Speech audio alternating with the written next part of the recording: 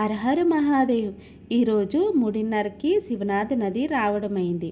అయితే నది ఎంత చీకటి ఉన్నది కదా, చీకట్లోనే వచ్చాము. రోడ్లోనే స్ట్రీట్ లైట్లోనే ఇంకా లేవు. అంత భయమేసింది. దెయ్యాల కోటలు కూడా ఉన్నాయి, దాటుకొని వచ్చాము. నువ్వు దేవుడి గురించి చెప్తున్నావా, దెయ్యం గురించి చెప్తున్నావా అనుకుంటున్నారు కదా. లేదు, నేను దేవుడి గురించే చెప్తాను. ఆ చిన్నపిల్ల ఎంత చక్కగా పూజ చేస్తుంది కదా. ఇక్కడ పిల్లలు చాలా పూజలు పునస్కారాలు ఎక్కువగా చేస్తారు, ఎందుకంటే తల్లిదండ్రులు అన్నీ నేర్పిస్తారు కాబట్టి.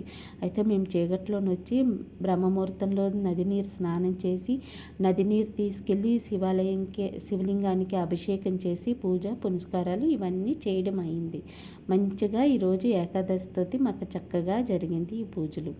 అయితే ముచ్చట్లు దేవుడి గురించి చెప్పుకునే ముందుగా చిన్నగా లైక్ చేసేయండి, సరేనా? చెప్పేస్తాను.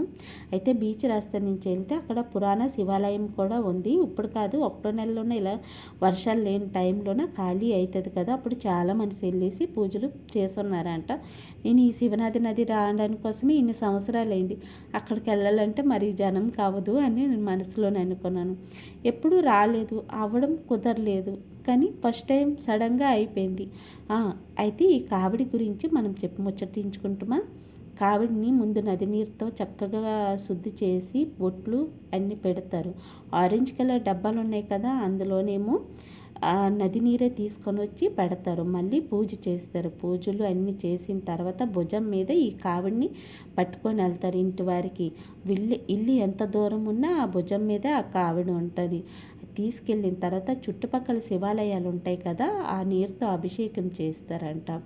అది వాళ్ళ నమ్మకం ఇక్కడ శివనది గురించి. అయితే శివపార్వతుల ఆది దంపతులు ఎంత ముచ్చటగా ఉన్నారు కదా, చూస్తూనే అలానే ఉండిపోయాను. ముందుగా మీరు ఏదైనా కోరుకోండి, ఎందుకంటే నేను అలా చూస్తూనే ఉండిపోయాను. కోరుకోవడం మర్చిపోయాను. అందుకే మీరు కోరుకోండి, ఖచ్చితంగా కోరిక నెరవేరుతుంది.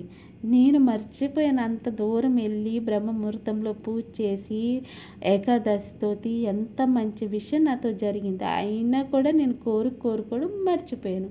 అందుకే మీరు కోరుకోండి. వాషికి ఎంత చక్కగా శివలింగానికి చుట్టుపట్టి ఎంత ప్రాణం పోసినట్టుగా ఉంది కదా, ముచ్చటగా ఉంది కదా. చూసి అలానే ఉండిపోయాను. శివపార్వతులు ఎంత చక్కగా ఉన్నారు ఆది దంపతులు.